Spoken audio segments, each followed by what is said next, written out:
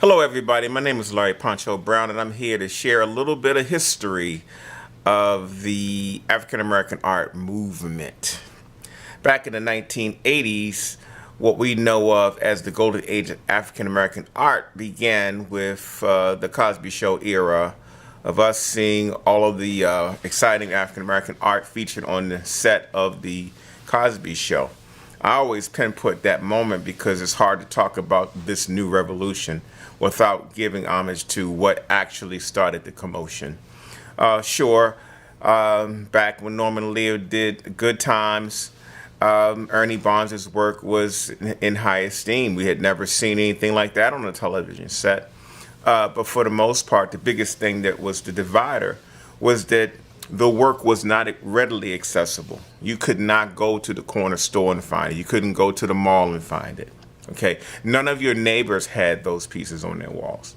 Fast forward just a few years later to the Cosby era, suddenly the pieces done by Varnell Honeywood and Brenda Joyce Smith and some of the other well-known artists became accessible through this big explosion that we now reference as the golden age of African American art.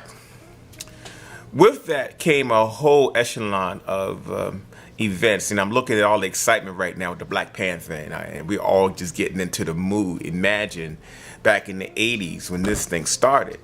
Many people felt the same way about the African American art movement. Many people had never seen positive representations of who we are.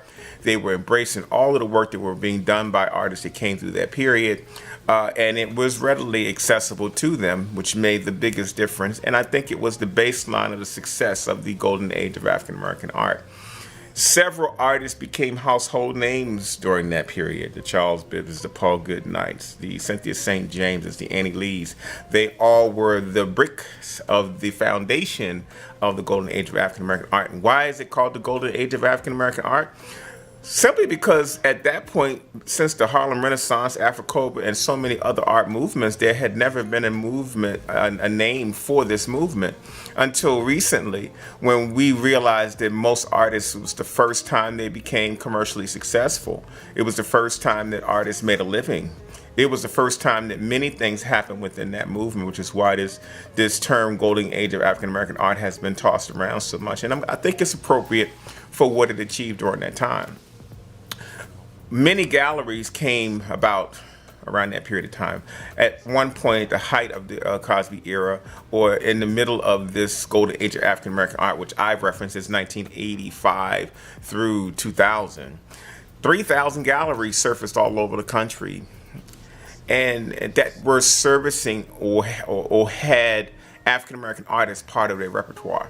Prior to that period, it was very, very difficult to find black art in any gallery, let alone galleries that were specifically set aside to focus on African American art. Sure, we had bookstores, we had boutiques, we had a lot of other things, but to have galleries, community galleries, I think was one of the most amazing things that happened in that golden age of African American art.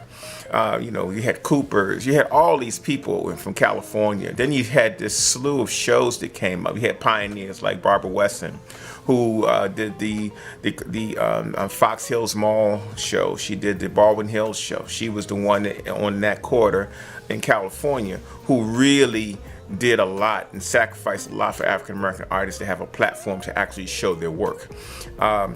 There were also people in different regions of the country that were doing exciting things during this golden age of African American art. Outside of the efforts of Barbara Wesson, you had Mercy Red Cross in Philadelphia, who was doing what we call the October Gallery Show, which became the Philadelphia Fine Art Show, International Fine Art Show, many different derivatives of that name.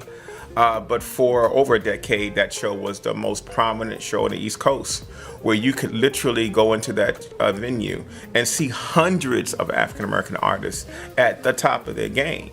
Then you had what we're part of today, the Baltimore Heritage Art Show, which for me is closest to my heart because it was right here in my hometown.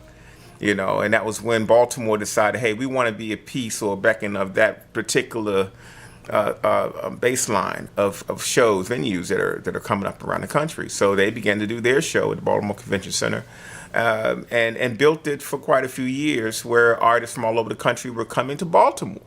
So to have this new history of it turning virtual, I think you need to pay attention. But I want to give you the background information first so you can appreciate the venue that we're trying to achieve here with the virtual style show. It's like, hey, now, back then we had 3,000 galleries. We had a whole host of venues that we could participate in all over the country. From the National Black Arts Show in Atlanta, we had the Puck Building Show, the Fine Arts Show in New York. We have the Cleveland Fine Arts Show that was happening in Cleveland at the Cuyahoga Community College. There were tons of shows that came up around that time that became annual events where most of us traveled throughout the United States to make sure. Denver, Colorado had a black art show. They had a black, I can go down the list of different cities that supported the African American artists movement around that period of time. So when I see things like this happening, it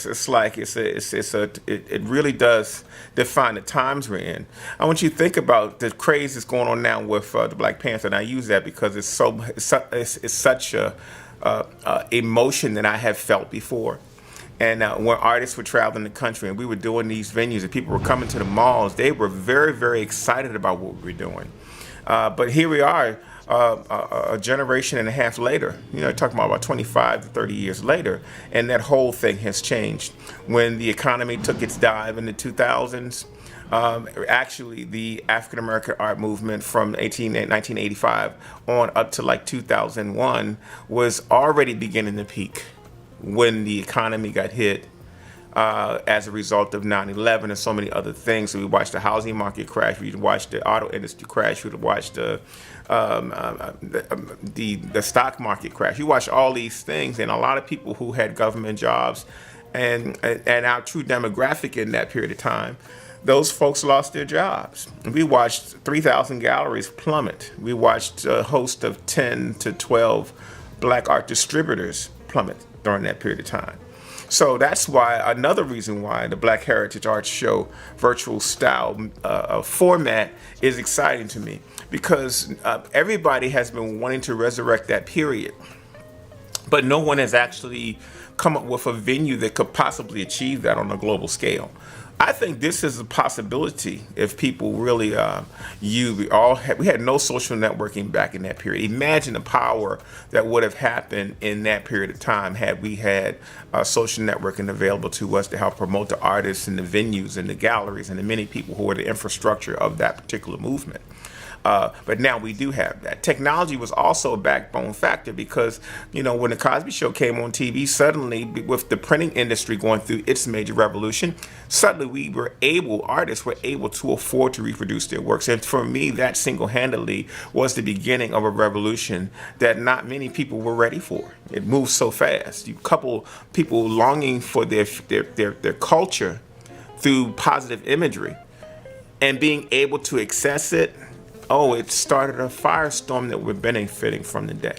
But I also want you to pay close attention to the fact that with 25 years being elapsed, that the people who supported that particular movement at that time now are of retirement age. Most of them are in their 60s and 70s. Most of them have stopped collecting, but they still have works from the artists that were represented at that period.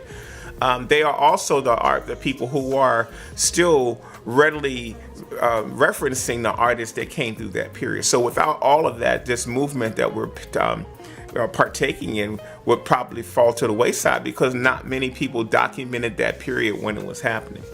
And so the Black Heritage Art Show has the potential of being able to recap that whole period by this particular medium. So I hope that we will embrace it. Just try it out, see how it works, and let's try something new. Artists are, through this whole evolution, the artists have really had no choice but to fold into themselves and really focus on their work. So we're at a time now where it's the most exciting time to be an artist. It's the most exciting time to see some of the positive imaging that we have been doing to uphold our community and our culture, which is so important for me. That's why I do what I do. But to see this time where we shifted from a regional mentality to a global mentality. This falls right in line with a global mentality. The biggest problem I have, and I think we need to pay attention to, is that we long for that culture when this movement started, but now we've become jaded to that culture. And so I'm basically watching that group who had art classes, who had art appreciation, who had music, have an appreciation for what we were doing.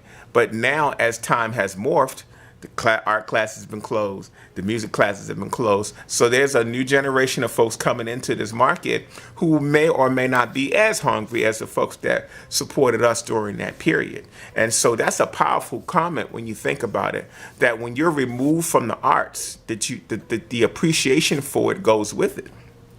And so many of us, whether it be the art dealers, the artists, the galleries, or the art venues, are in a situation now where we are trying to re-educate another whole generation of people to embrace this positive imaging and positive culture that is truly designed with you in mind. You know, you can't go anywhere and see positive representations of who we are and the many aspects of our lives and the many subtleties of our lives than we can right now.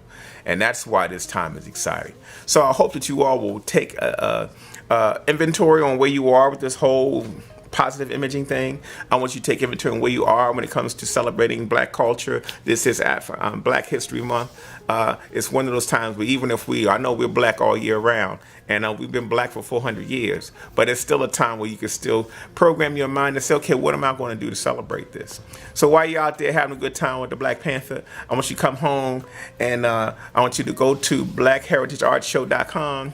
I want you to see some of the talent that's floating around. I want you to participate like you would with your friends in social networking and have fun and be a part of this new movement. Take care. Larry Poncho Brown, and I'm out.